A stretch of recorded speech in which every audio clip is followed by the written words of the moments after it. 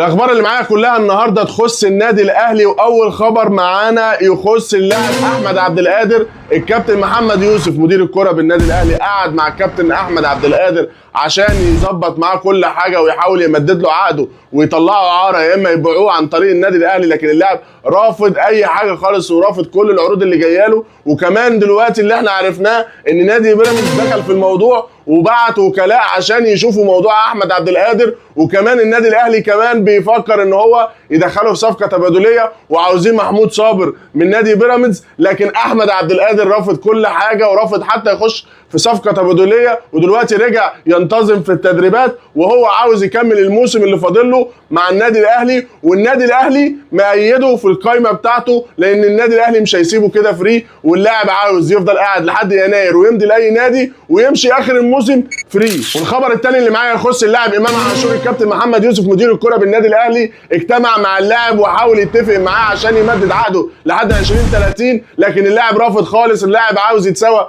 بميزو وزيزو وتريزيجيه وعاوز يوصل للعقود دي يبقى هو برده من اعلى العقود داخل النادي الاهلي، وطالب 85 مليون في السنه، والنادي الاهلي عرض عليه 65 مليون واللاعب رافض، لكن النادي الاهلي هيديله اللي هو عاوزه عشان امام عاشور احسن لعيب في الاهلي وفي مصر. الخبر الثالث اللي معايا يخص اللاعب اليو ديانج. الكابتن محمد يوسف مدير الكره بالنادي الاهلي اجتمع مع اللاعب عشان يمدد له عقده، واللاعب رافض تماما. اللاعب عاوز ياخد $1,800,000 في الموسم الواحد عشان جاي له عروض قويه ماليا جدا وجاي له فرق كبيره جدا اذا كان في الدوري السعودي او الدوري المصري، والنادي الاهلي بيحاول يوصل معاه الحل ومش هيسيب اللاعب وهيمدد له عقده عشان ما يمشيش فري اخر الموسم القادم.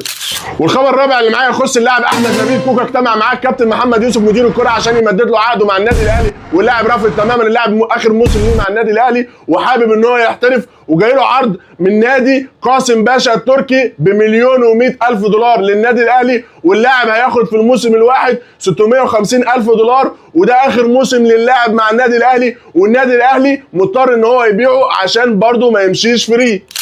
والخبر الخامس اللي معايا يخص اللاعب رضا سليم. اجتمع معاه الكابتن محمد يوسف مدير الكره بالنادي الاهلي عشان خاطر يخليه يوافق ان هو يطلع اعاره لمده موسم او يتباع بيع نهائي عن طريق النادي الاهلي، لان النادي الاهلي جاله عروض واللاعب مش راضي باي عرض نهائي، حتى العرض الاخير اللي هو العرض القطري اللاعب ما رضيش بيه، واللاعب مستني خلال 5 ايام او 6 ايام هيمشي فري، لان النادي الاهلي ايد ال5 اجانب بتوعه اللي فوق السن، وكده رضا سليم هيمشي فري. والخبر الاخير يخص المدرب السابق كولر. النادي الاهلي خلاص انهى معاه كل الاتفاقات الماليه وخلص معاه كل شيء ومفيش مشاكل ما بين الطرفين. وهي دي الاخبار اللي كانت معايا النهارده، وحابب اشوفكم في حلقه جديده، والسلام عليكم ورحمه الله وبركاته.